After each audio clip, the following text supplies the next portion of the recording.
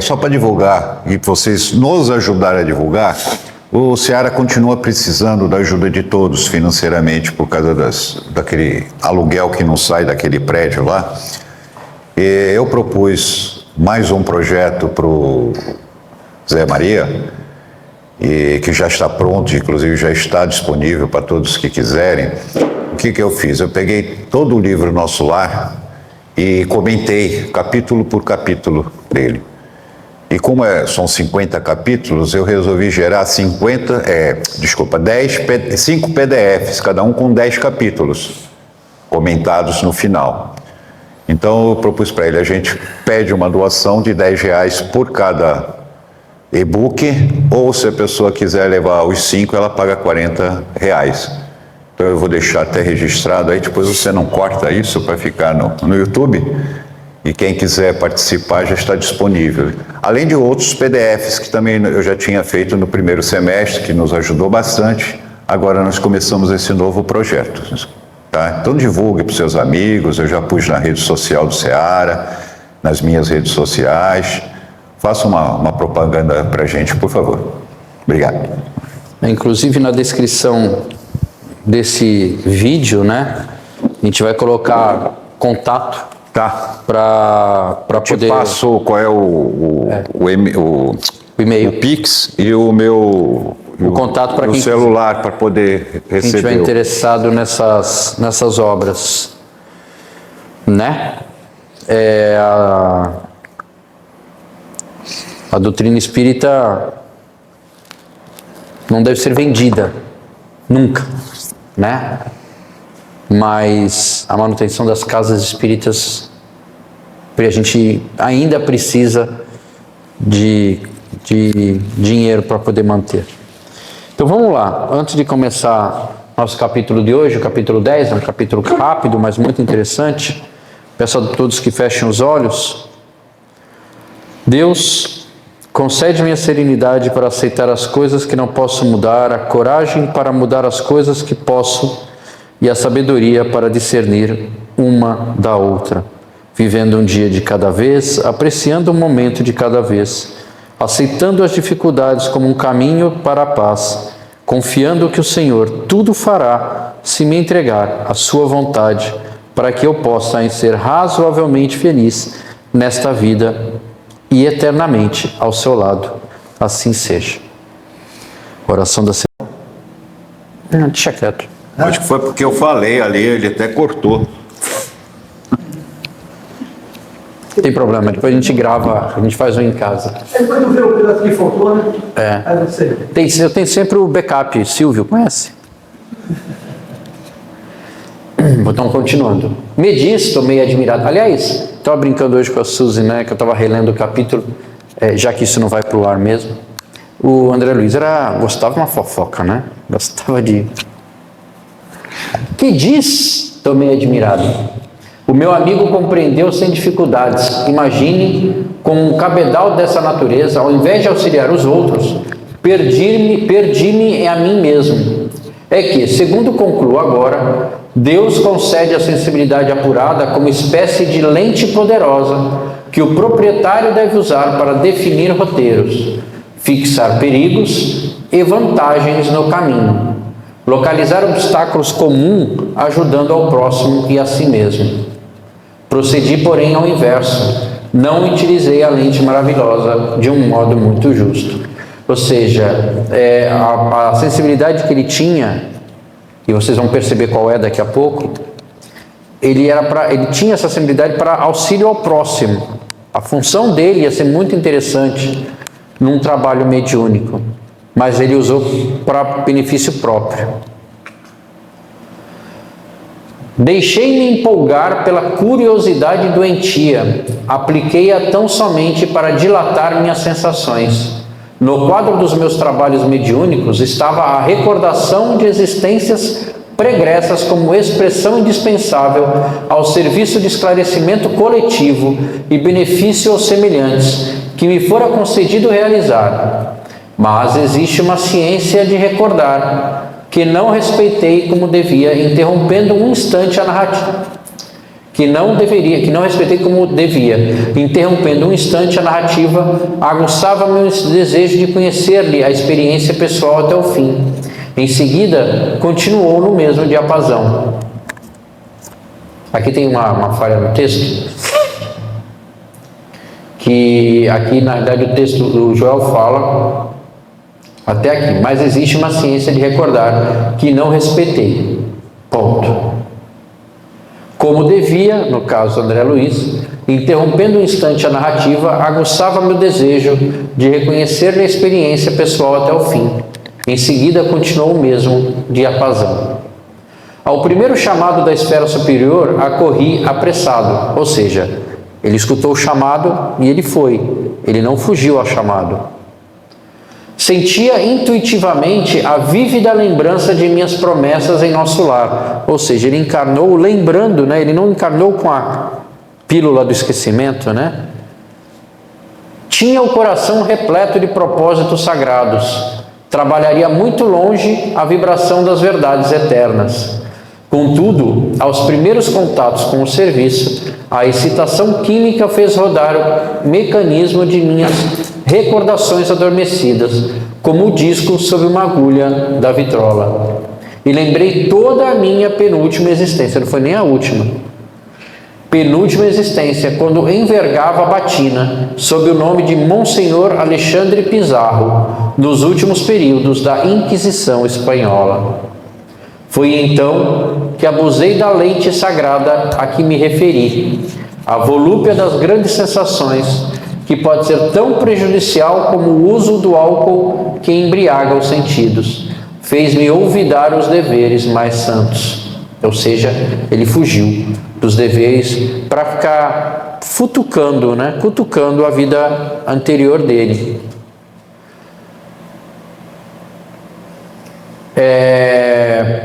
Bafejaram-me claridades espirituais de elevada expressão.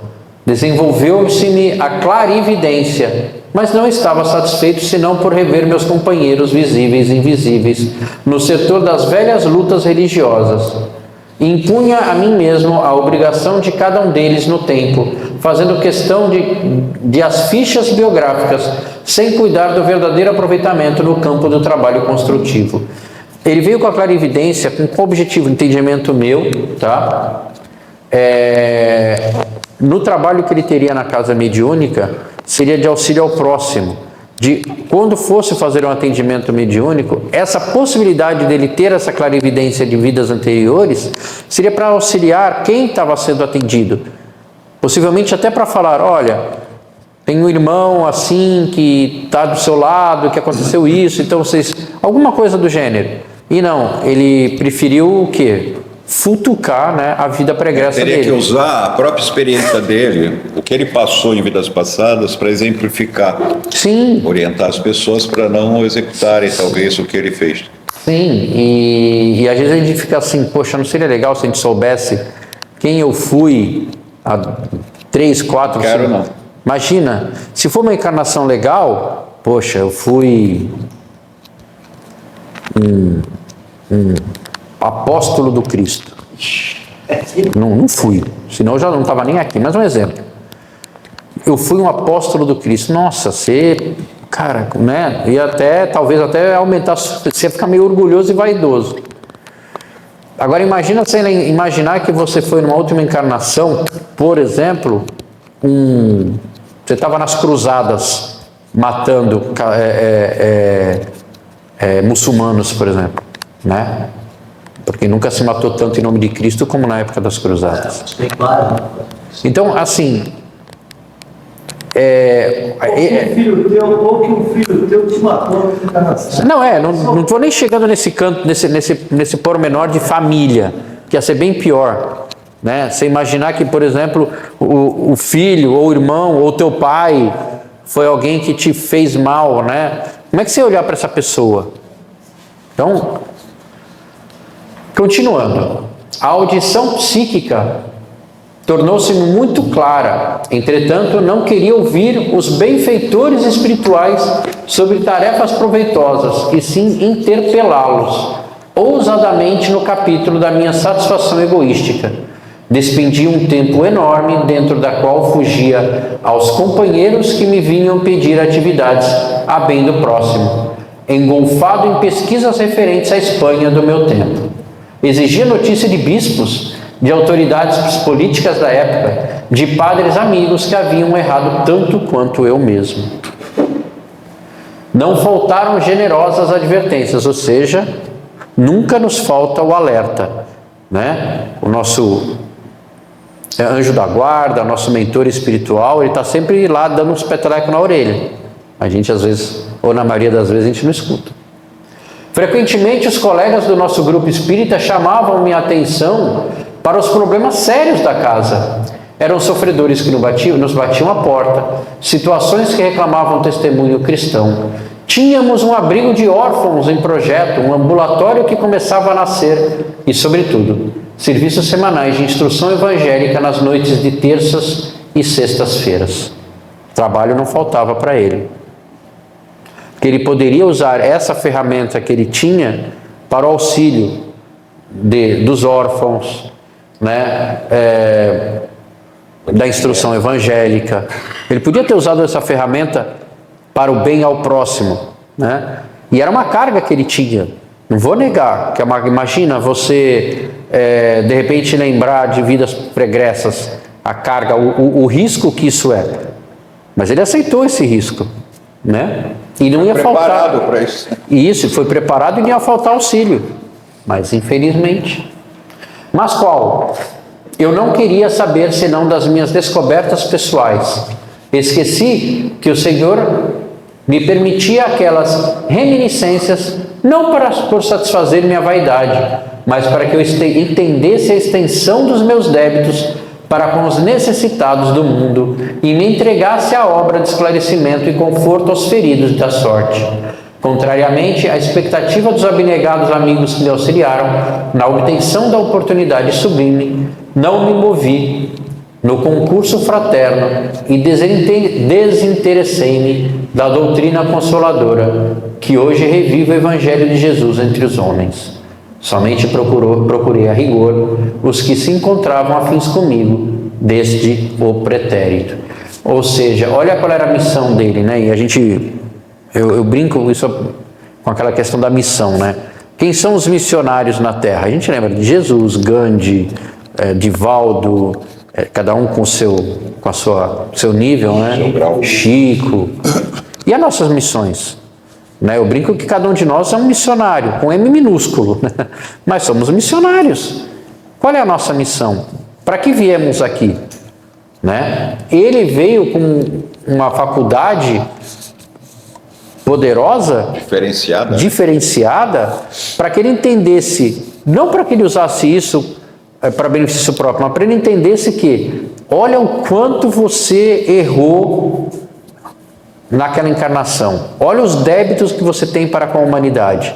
E se ele estava na Inquisição Espanhola, para quem estudou história, sabe que na Inquisição Espanhola, como volto a repetir, nunca se matou tanto em nome de Deus como nas Inquisições. E não se matava como se... Não existe um matar melhor ou pior, mas da forma cruel com que se matava. Mas matava os padres dentro da igreja mesmo ali. Sabe? Criaram-se equipamentos para tortura. Tinha uma, inclusive, eu acho que foi numa das aulas da Suzana, ela tinha a feição da Virgem Maria. A Dama de Aço. A Dama de Aço. Alguma coisa assim. A Dama de Aço. Dama de Ferro. De ferro, não tinha, Dama de Ferro. E quando se abria essa Dama de Ferro e a pessoa era colocada lá dentro era cheia de pregos, ou pontas, né? E quando fechava, aquilo ficava... Né? Ou, como criaram também uma cama que você era amarrado pelos braços e pelas pernas e iam puxando, esticando você. Se você não morresse de ossos quebrados, quando você saía de lá completamente, você não conseguia nem andar direito, você não conseguia pegar um copo, porque todas as suas juntas estavam deslocadas. Né? Olha como a humanidade pode ser cruel. Na época do Holocausto, as enfermeiras pegavam as judias grávidas que estavam para parir, elas amarravam as pernas para não nascer a criança e a mãe morrer com o feto dentro ali. Não deixavam o feto sair. É por isso que, Impressionante a crueldade que nós fizemos. como a gente pode ser cruel com nós mesmos, né? Tanto que existe uma história que o cara inventou, né, o touro de ferro. E assim, aí o cara falou assim, como é que é esse touro de ferro? Você chega, o cara entra, a gente esquenta o negócio, não, dá pra você fazer, aí o cara entrou, o cara tocou ele, o próprio inventor, e tapou. Isso na Grécia. Na Grécia tinha um cavalo, era um touro onde se colocavam os inimigos e acendia uma fogueira embaixo. O cara era cozinhado dentro do touro. Então assim, aí a gente vem com aquela história, então muita gente fala assim, poxa, nosso planeta, como é que podem falar em regeneração, né?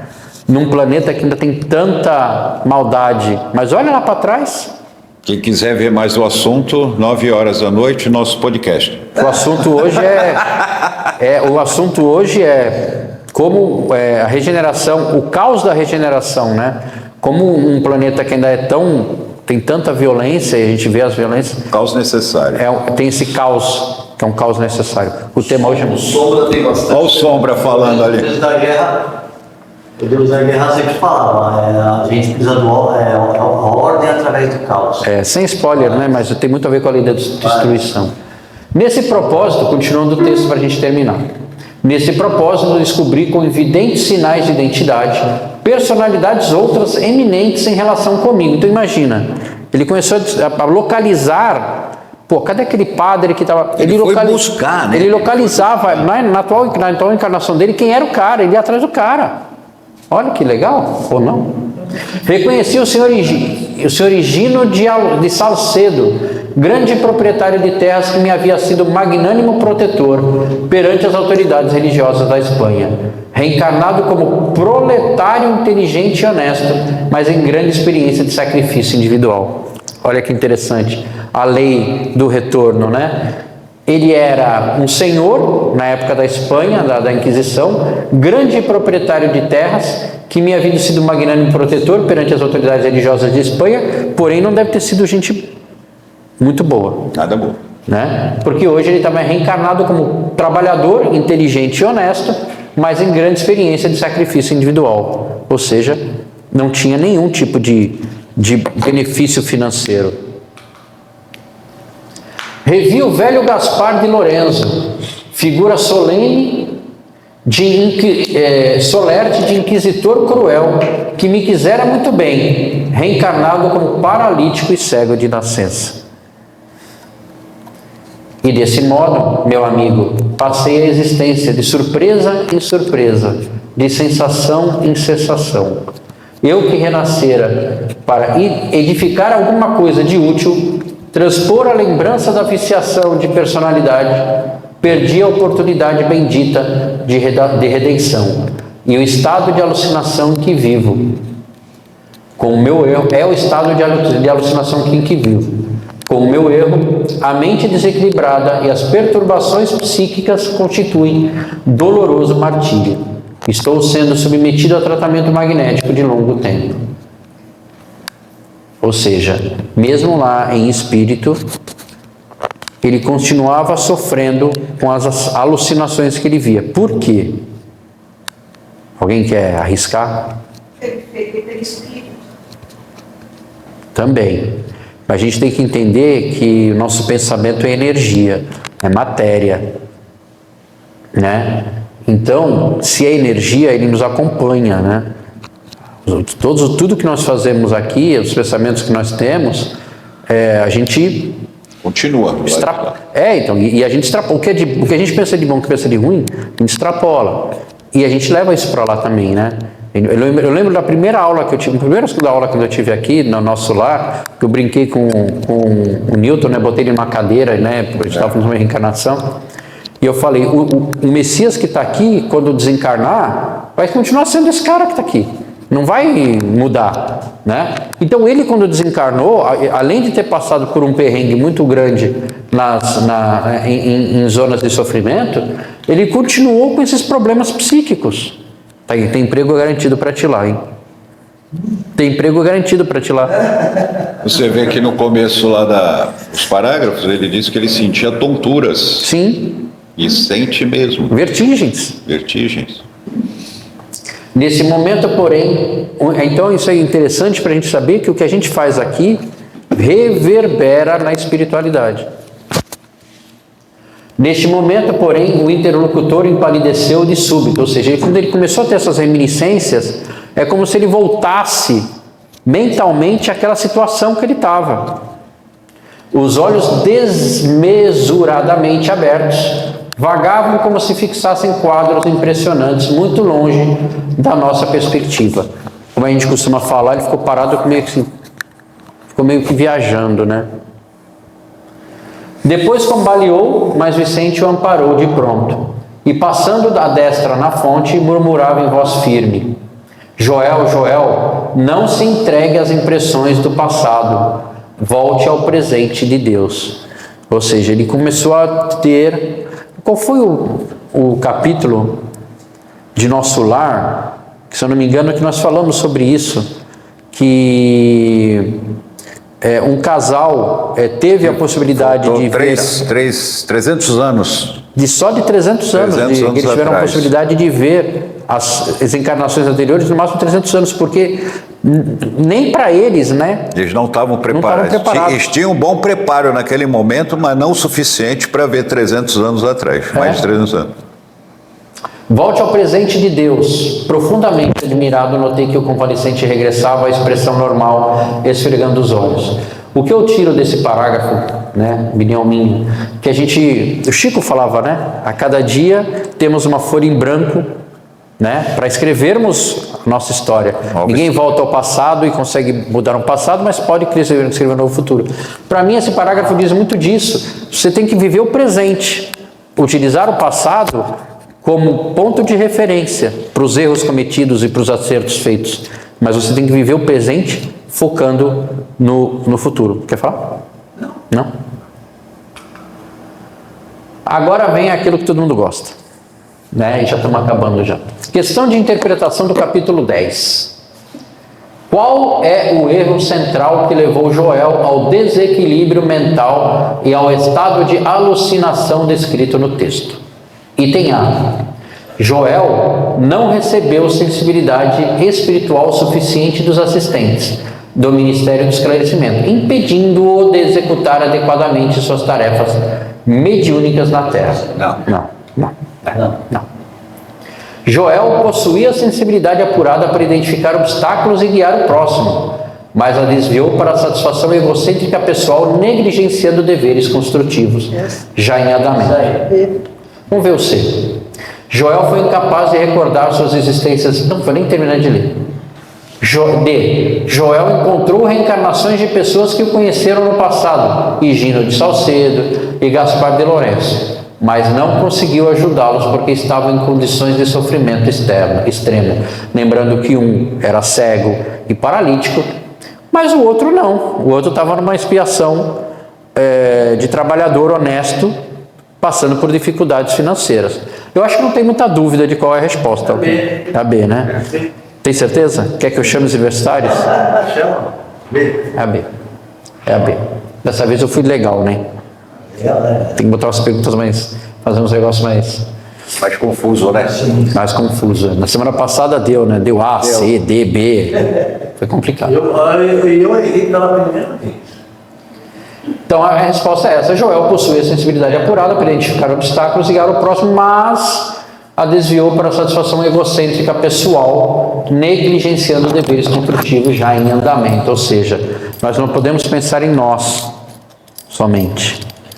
Messias, então fazer regressão não é bom, né? Nem pessoas que vão... Ou é bom para... Eu vou falar para você que a regressão, eu não entendo, talvez o Newton. O Newton pode até explicar melhor. Eu acho que até a espiritualidade, né? Fazer regressão por curiosidade. Não, assim, por exemplo, existem muitas regressões que são feitas, né? E o Newton me corrija se eu estiver equivocado, que eu devo estar, com certeza. são para resolver problemas dessa mesma encarnação. Você não vai, às vezes você não vai em Não vai. 3 encarnações, você vai no ventre da mãe, sabe? Uma se conseguir. Uma se conseguir, né? Ela consegue mais do que isso, né? Então assim, eu acho que se for para um tratamento um tratamento terapêutico, eu acho que tem validade. Por curiosidade, eu acho meio... Quando você tem medo de alguma coisa. Mas é que tem muita gente que vai por curiosidade. eu, por exemplo, Você vai colocar mais curiosidade do que tratamento terapêutico, porque é o que menos se procura, tratamento terapêutico, através da regressão. Aí descobre que uma coisa que não gosta, aí vai botar a culpa no terapeuta. Isso não sabe nada, rapaz. Falou que eu era uma bailarina de cancan, tá louco? Na maioria das vezes, a pessoa quer justificar a maneira de ser naquela para poder falar assim, tá vendo? Eu era assim, porque eu tô assim. Mas não. Ele não utiliza-se para um bem maior. Responsabilidade. Quer tirar. Tirar a própria responsabilidade. Fala, José. Porque ele é e fica lá achando desculpa na regressão. Fala, Zé. Mas às vezes a própria pessoa, a sua consciência, coloca como se fosse uma vida passada. Na realidade, ela está contando a própria história sua. Às vezes funciona, ajuda. Você está entendendo? Quando você destina para a questão terapêutica. Então, primeiro, nem todo mundo consegue. Eu sei que eu passei por isso. Segundo, a gente tem que tomar muito cuidado com o terapeuta. E tem terapeuta que acha que tudo vai ser resolvido com TVP, terapia de vida passada. E tem aquele terapeuta que usa parcialmente a TVP e dá um tratamento. Existe o quê? Ferramentas para que a pessoa consiga lidar com tal situação que está passando. Eu conheço os dois. Eu não vou citar o nome, mas eu conheço os dois que acham que um é a solução do outro. Mas, como eles dizem quando você vai numa terapia, eles dizem assim, olha, mesmo não se preocupe se aquilo que você está falando é realmente uma vida passada. O importante é que você está colocando para fora e, de repente, nessa forma de você colocar para fora, você consegue resolver, ali a gente te dá ferramentas para isso. Então, isso sempre é uma TVP. Às vezes é a própria experiência, alguma experiência que já tem passado, às vezes até desde que nem se falava, desde o ventre, né? Desde essa própria encarnação mesmo. E eles colocam para fora, funciona, ajuda. Às vezes Uma memória bloqueada, né? Alguma coisa assim. mas isso quando é acompanhado. Sim. Eu acabei de falar, É só a forma correta. eu vou deixar que TVP é a solução para você. Você sabe de quem eu estou falando? Não pode. Inclusive, às vezes, eu não faço TVP. Só se for realmente necessário. E muitas pessoas me procuram. Eu falo, sinto muito, mas eu não faço. Por quê? Por 2 motivos. Primeiro, se você realmente conseguir levar um processo traumático do passado, você vai estar trazendo ele para o presente. Né? Isso é um motivo que eu não faço. E outro, tem um negócio, a pessoa mesmo, ela pode criar essa informação. É isso que eu acabei de falar. Então ele acha que foi que ele falou, um lugar cruzado, por exemplo. Ele acha, não sei, pode ser até um memória aqui, mas ele acha que ele foi um cruel, uma coisa cruzada. Se você vai fazer, você traz essa informação para o presente que não é uma verdade. Entendeu? E TVP é muito perigoso mesmo. Eu faço regressão até o último faço. Até o último. Que nem você falou. Poucas pessoas conseguem, mas conseguem. Faz até o último porque você vai trazendo, a gente vai até o último e depois vem vindo, ressignificando o processo. Entendeu, né, Sérgio? Não são todos assim. Tem alguns que vão direto no processo. Sim. Essa viagem que você está falando não faz. Vamos lá no Uber, vamos subir. Não. Às vezes Você vai direto. Agora, às vezes você traz algo dolorido, mas aí o terapeuta está preparado para te dar ferramentas para isso. O que não pode é você fazer uma TVP e aí fala, e aí? Fazer o que com isso, né? Mas existem pessoas que se ofertam a fazer isso, e tem gente que cai, pior que são pessoas próximas ainda que a gente. Pois é. Essas são as formas. Então vamos encerrando. A questão, né, já falei que é a B mesmo, né? Por que as outras não são armadilhas? Não vou nem ler porque fica muito clara, né? O Jó recebeu toda a sensibilidade, aparenta ser verdade, ele não se recordava bem, mas é consequência, não a causa, e ocorreu realmente no texto, mas é detalhe narrativo, não a causa do erro fundamental dele, né? E aqui está, os 3 desvios de Joel e por que importam, né? O padrão, poder sem propósito coletivo, a autossabotagem, né? A clarividência, né? O que deveria ter feito? Ver caminhos alheios, obstáculos coletivos. O que fez? Revisitou vidas passadas por curiosidade. Consequência, alucinações persistentes. Ele mesmo trouxe essas alucinações para ele. A audição psíquica. Ouvir orientações de mentores para tarefas úteis. E ele ficava interrogando os mentores para satisfação pessoal, né? Ou esses espíritos para satisfação pessoal. E a gente tem que ter cuidado, né? Que a gente já falou. O cara tem audição psíquica. Se ele usa para o bem, quem vai estar do lado dele é o mentor. Mas e se ele usa para um lado pessoal, vaidoso, ele vai continuar ouvindo, mas talvez o mentor mesmo já tenha se afastado. E aí foi o que trouxe o desequilíbrio mental. E as recordações, né? Entender débitos e responsabilidades presentes, ou seja, aquelas recordações era para ele entender os débitos dele próprio e, a partir disso, ajudar o próximo. O que ele fez? Montou o quebra-cabeça narcisista do passado.